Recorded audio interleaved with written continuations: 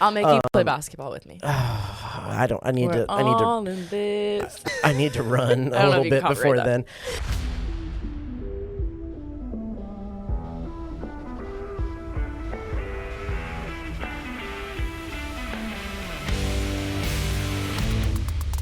What's going on, everyone? This is the Aggie Game Day Extra podcast. I'm Travis Brown, senior Texas A&M sports writer here at KBTX, and I'm joined by a special guest. We're going to do something a little different, a little special this week, since we're in the middle of summer and there's not as much going on. But I'm going to welcome Dylan Chryst Watkiss with us. She is one of our newer reporters here at KBTX on the news side of things, but she has a pretty interesting sports background, and so figured we'd let her get to talk about that a little bit, get to know the people around here at KBTX this week. So welcome. Thanks for hanging out with me today. Yeah, thank you for calling me a special guest. Oh, yeah, very special, because the only other people we have on here is like me, Max, and Tyler, and we are absolutely not special.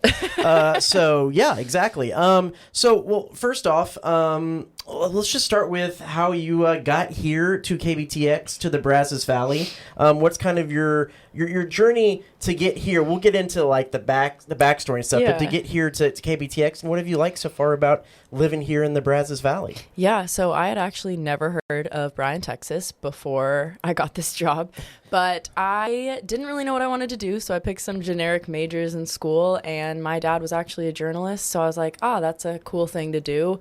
So I ended up getting an internship at the Phoenix station owned by Gray Media, and I interned there last summer, joined the talent pool, and then I had an interview with Josh and Adrian, and I was like, wow, this is a cool place. And I came and visited, and I was like, I want to work here. And so that was, like 7.5 months ago, maybe? Yeah, it was like around Christmas time, right? Yes, yeah. right before Christmas. Well, that's pretty cool. Josh and Adrian, of course, are intrepid news director and assistant news director here at KBTX. Well, you mentioned your dad being a journalist himself. Was journalism something you always thought you wanted to do? No, I didn't know anything about what I wanted to do. I started taking some journalism classes. I was like a yearbook editor in high school and, just wrote for my school paper in college. And then I was like, actually, this is pretty cool. It's something new every day. Talk to a lot of interesting people. So I was like, I could do this. I like it. Well, let's get into the sports side of things, because you're a hooper. You're a basketball girly, as they would say, the kids would say. A little bit on your basketball background, and it got to take you overseas, if I'm not mistaken. It did take me overseas. Yeah, basketball was incredible to me. So I actually started playing when I was like 7 years old. I started shooting around before then with my brother, but officially playing when I was 7. Joined rec leagues, was usually the only girls on my team, and I just fell in love with it. And then I got to high school, and I was like, hey, I can play in college. So I went and played for a small school in upstate New York called St. Lawrence University, and had a very successful career there. I started all 4 years, and my senior year, we started 10-0, made it all the way to the championship game, and sadly lost, but it was a great season.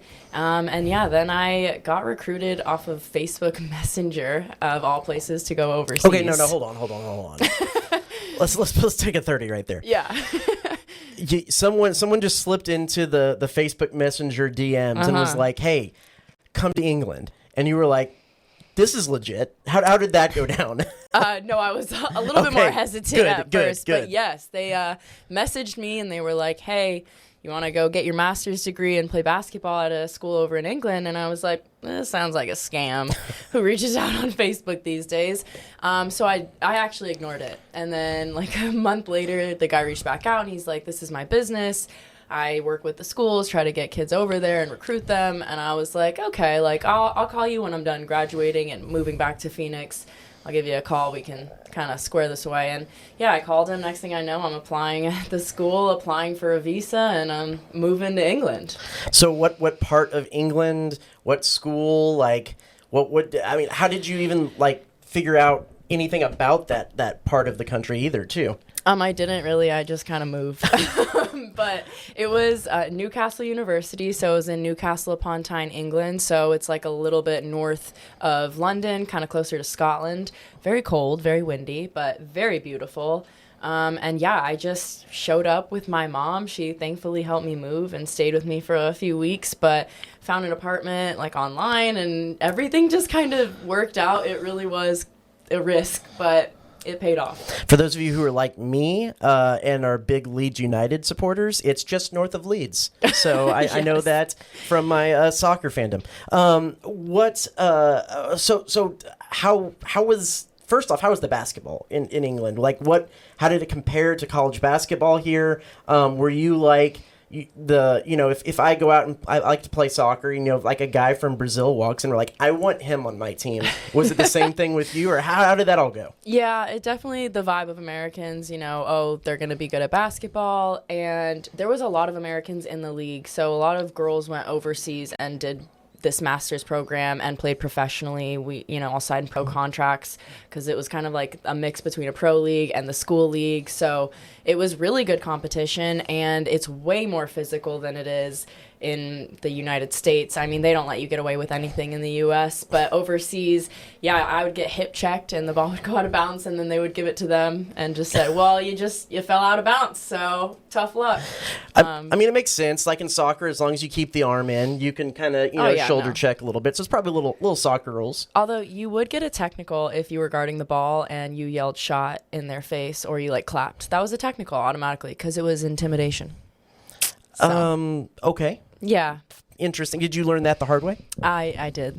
Did you? I did. How many technicals did you rack up for that? Not many. I was a fast learner. Okay. But I didn't know if it did piss me off. What was the culture like living and being up there outside of basketball and just kind of getting ingrained? How was it? The teammates, just everything off the court. Off the court was great. I had some of the best teammates. We were so close. We did so much together. And yeah, I mean, when we weren't on the court practicing, we were getting food, we were hanging out at places. It was a great culture. There was people from Scotland on my team, all over England, some other Americans. So it was a good mix of people.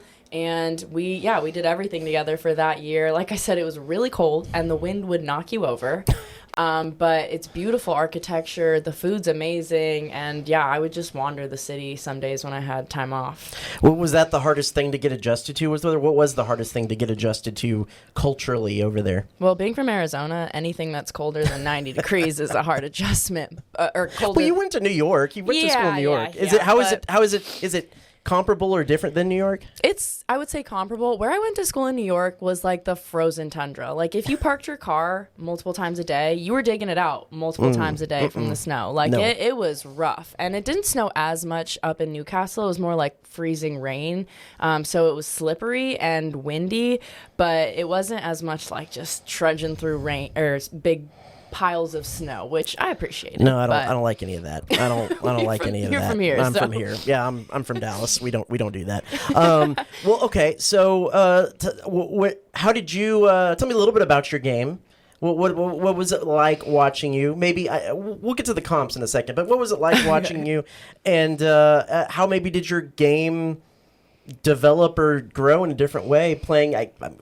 Sounds like you got some NIL deals for being up there. So you said it was like semi-pro, you got paid a little bit? Yeah, you don't get paid much over there. Enough to walk around and get a cup of coffee?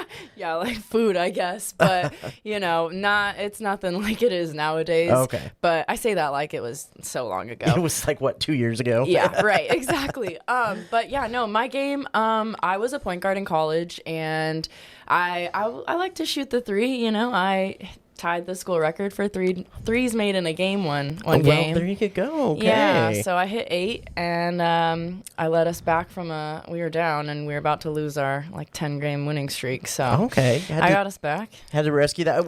Like more of a corner three artist or above the break? Like where's your spot? I love the corner three. Ooh. I will hit a wing three if need be, but corner threes. That's where I'm living. Off the dribble, off the pass. Like what's your bread and butter? All of it? A little bit of both. Okay. Well, yeah. She does everything. I do, but yeah, I was mostly a point guard. So when I got to shoot, I was shooting. Fair. But then I went to England and I got to play more of like a 1-2 guard because we had another point guard that could kind of take off some of the pressure for me. So I hit another 8 3-pointers in a game and averaged about 16 a game.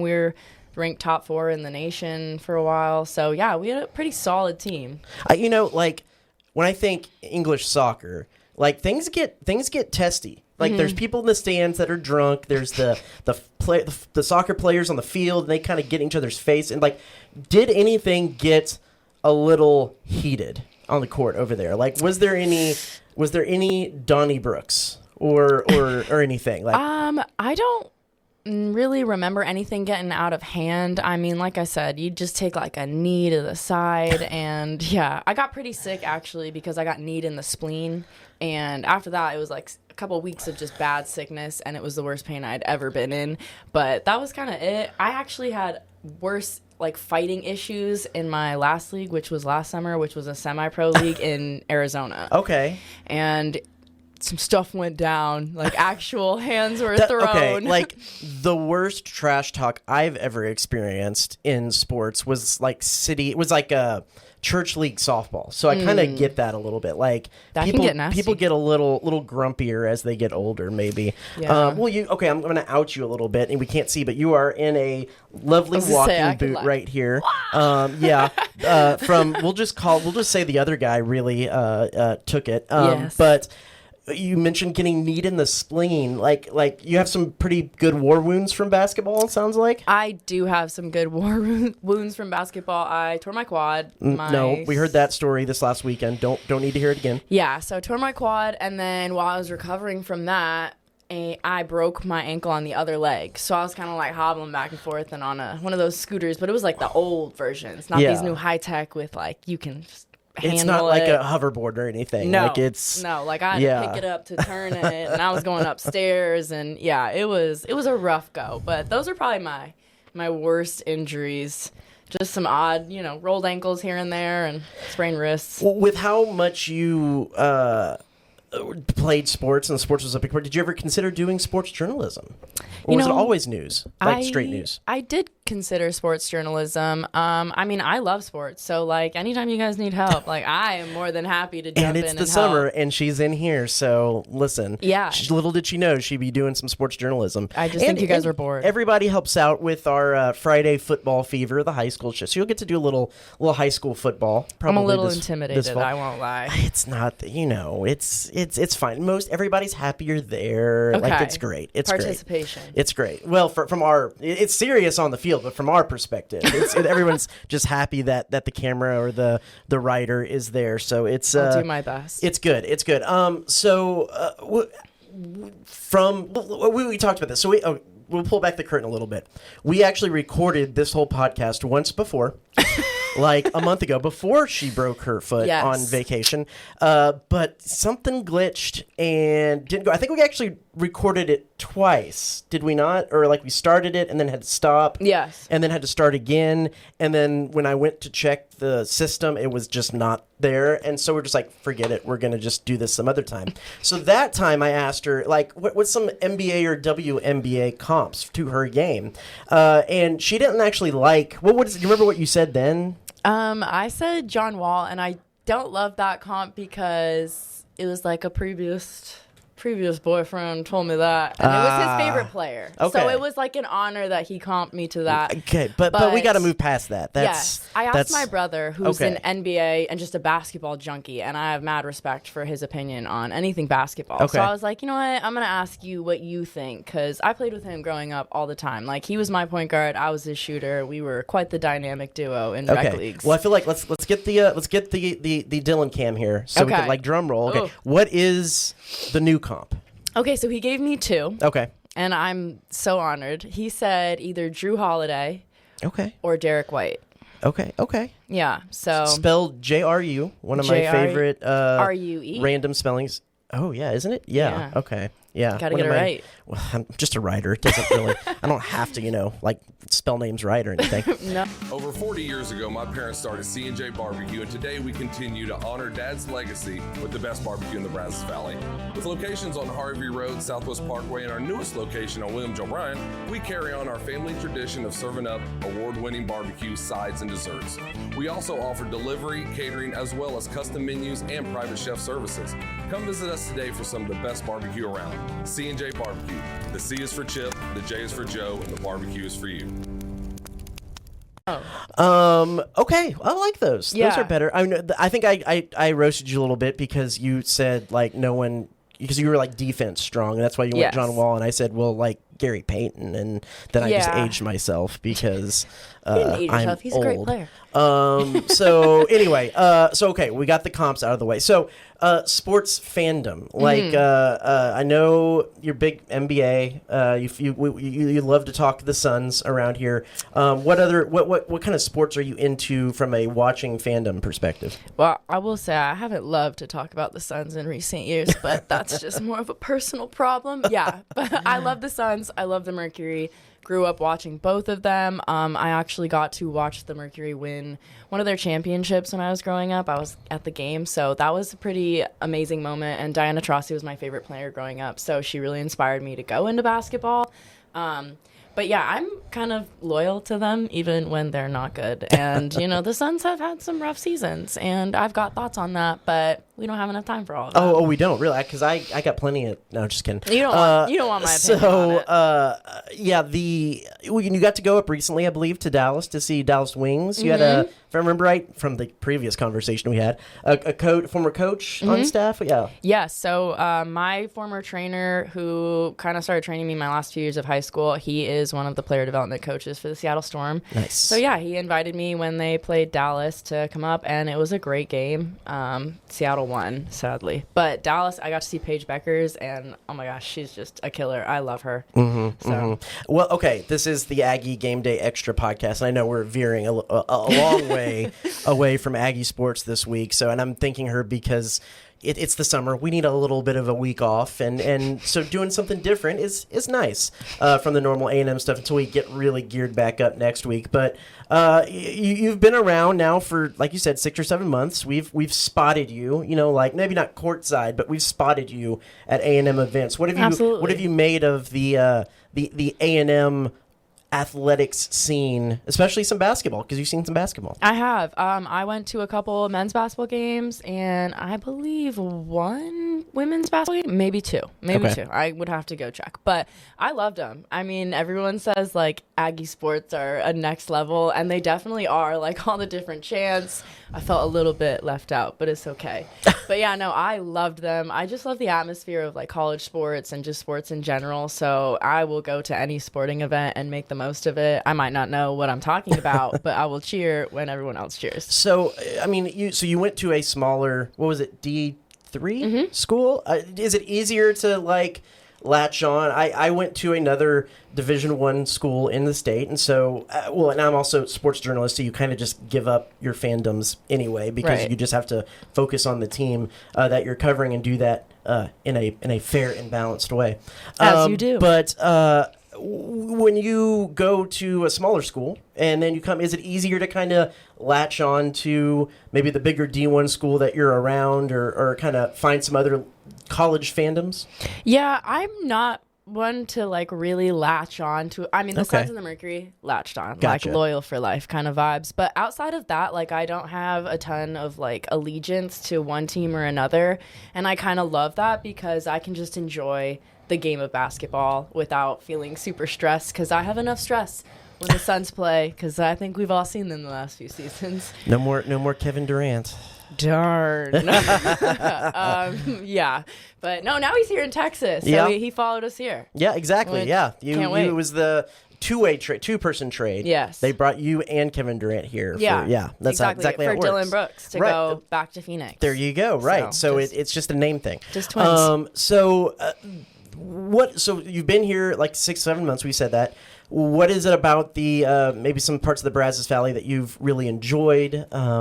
Restaurants, attractions, like what have you latched? We've talked about latched onto a lot. What have you liked so far in your experience here? Well, I've loved everything about it, honestly. Like I said, I hadn't spent much time in Texas before I moved here, and no time in Bryan College Station. But everyone is so friendly. Everyone has been so welcoming. I love the stories I get to cover and all of the unique people I get to interview and talk to every single day.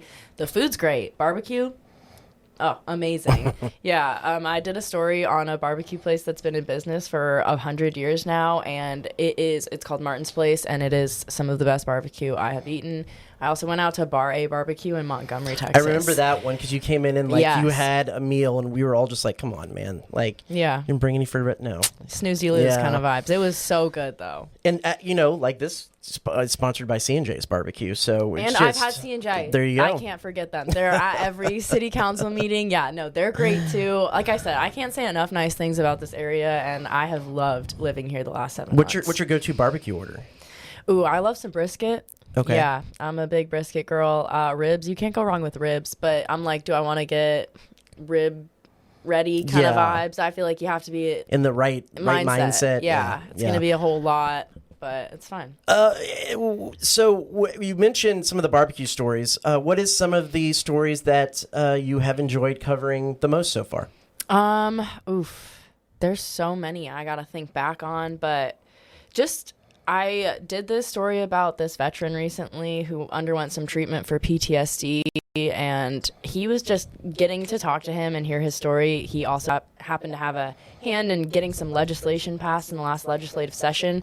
So talking to him was incredible, just hearing all the different walks of life and experiences that people have. It just broadens your horizons to understanding like how different we all are, but at the end of the day, how similar. And like yesterday, I spent time in Travis County and talked to people who experienced some of the flooding that just hit. And I mean, being out there with people, you see the worst of the worst happen in these areas, but then you see the human response. And I think it's really beautiful to see in the light of tragedy, the human response of coming together. And it's how can we move forward together? Like you're never alone, even if it might feel like you lost everything and the world is dumping on you. It's just like, it's kind of a beautiful thing to find the silver linings in these really, really awful stories. I mean, I might just clip that, and that whole answer might just be the whole podcast. That was great. So we'll go back to your time in England and really your time in sports. Mm-hmm. Did you ever have to do any interviews as an athlete? Like get interviewed like this? I did do a few interviews in high school. Yeah. Ooh, high school. Okay. The local news would come by and hang out with us, and I loved talking about it. My team went pretty far in the playoffs almost every single year. We had a really young core that kind of stayed together all throughout high school. Like I made varsity freshman year with another freshman, and we stayed there all together, and then more freshmen from our class joined us like the year after. So we had a solid starting five for 3 years, and we're probably one of the best in the state for a really long time. But yeah, no, we got interviewed by like our local news, and just in college I remember doing an interview and I have no idea what it was for, but yeah, just like little things here and there. I feel like I mostly conduct the interview. I was going to say, did being on that side of it prepare you for being on the other side? Yes and no. Like I feel like I get on and ramble, and I worry that like I make no sense with my answers, so hopefully I'm doing a good job answering it. You're fine. Yeah. You listen, the person who normally sits in that seat is Max.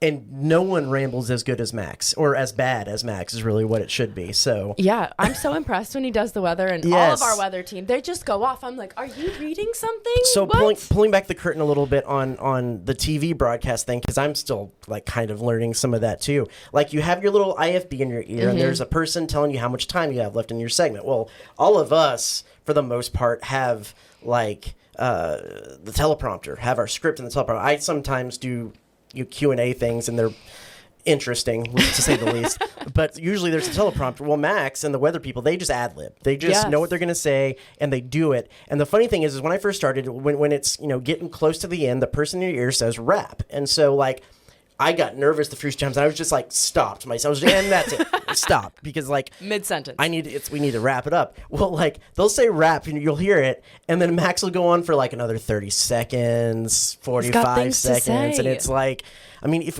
you're the weatherman, you have that kind of pull. You can just take over the entire show. That's why people watch. They want to know what's happening with the local weather. Most people do watch just for Max, like the rest of us, or they watch for Rusty and Max. Yeah. Oh, yeah. So we get to hear from Max all the time. I want to have Rusty in here in the next couple of weeks. You should. To kind of get a little bit of his career path, and I'm glad why you he's did here. my interview before Rusty, because I could not follow that.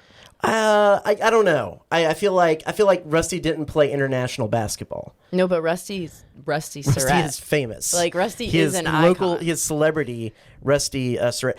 So have you started getting recognized around town at all? I have been recognized a couple times, and it's so weird. I'm like, me? You talking to me? Like, yeah, it's been interesting. Sometimes at my stories, they'll be like, "Oh, you're Dylan," or like they'll say my full name, which I know I go by my full name, but it's funny to hear that. I mean, it's fellow. I go by the middle initial, so I kind of Travis L. Brown. Yeah, we're kind of in the same boat there. Did you ever get recognized in England? Like, was there fans of the team that they're like, "Oh yeah"? Do you ever have to sign an autograph? Do you ever get to sign an autograph? I actually signed an autograph when I was like 10 years old. Okay. It was Boys and Girls Club, and like I said, I was usually the only girl on my team growing up. So we made it to the playoffs, and we got to play at the Suns Arena 2 years in a row. And I had hit 2 clutch free throws to send us into overtime. We ended up losing, which a game we should have won. But it was a great game, and this little girl came up to me afterwards, and she was related to someone on our team, and she was like, "You're so cool." It was just hype man of the year right there, but she wanted my autograph. And I was so honored. So I did sign an autograph there. I have worked on my signature since because I realized it needs some work. And I hope no one asks for an autograph anytime soon because I'm still working on it. So, well, as you should, because you're getting more recognized around the BCS. Okay, well, maybe we'll finish. What was just the best experience about playing basketball overseas, because that was kind of the whole lead of this that I buried in a whole bunch of other questions. But the best part of the experience about getting to play basketball overseas and how that affects and changes your life today. Right. Well, I feel like I wasn't able to go study abroad in undergrad because I had basketball all year long. So getting to go overseas was actually just like a dream come true that I never fully understood that I had that dream. It just opened my mind to different cultures and really opened my world in ways I didn't know existed. I got to travel around England. I got to travel to Amsterdam and Paris and just like really cool places, Scotland, places I didn't necessarily think I would live so close to and be able to just pop over whenever. But yeah, I would absolutely go back. And I think if I didn't have my time there, I wouldn't have the incredible friends that I have, some still living over in England. And I just feel that like international connection that, we're so far away, but, we're all on this earth together. So it really did open my horizons to just different walks of life and different ways to be. And I think it's kind of shaped how I view my everyday life going forward. Another great answer. So what this really was, since you mentioned you played also some semi-pro back in Arizona when you came back, what I think this actually is just a resume tape for anybody who has a City League basketball team who needs another player. So if that's the case, how would anybody be able to get a hold of you? Maybe see some more of your work and then get a hold of you on social media. I know we put up the Instagram a second ago, but what's your professional means of contact? And then also if someone might need an extra on their City League basketball team when your foot heals. Yeah, I was gonna say let my foot heal a little bit, but you can reach me at Instagram. I respond there.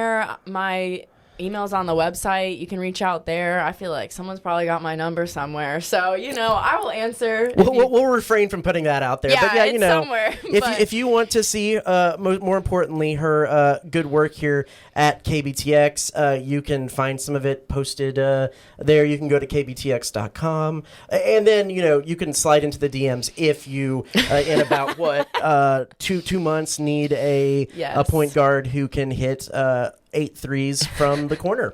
Yes. I think that's what really this all was, because let me tell you, if there's one thing that BCS does well, it is their rec league sports. Yeah. I've played all of them except basketball. I did play basketball back in the day, but if I walk up to a gym now, most people are going to be like, I don't know. You should probably go back and play soccer and softball. I did play volleyball too, which was fun as well. So I'll make you play basketball with me. I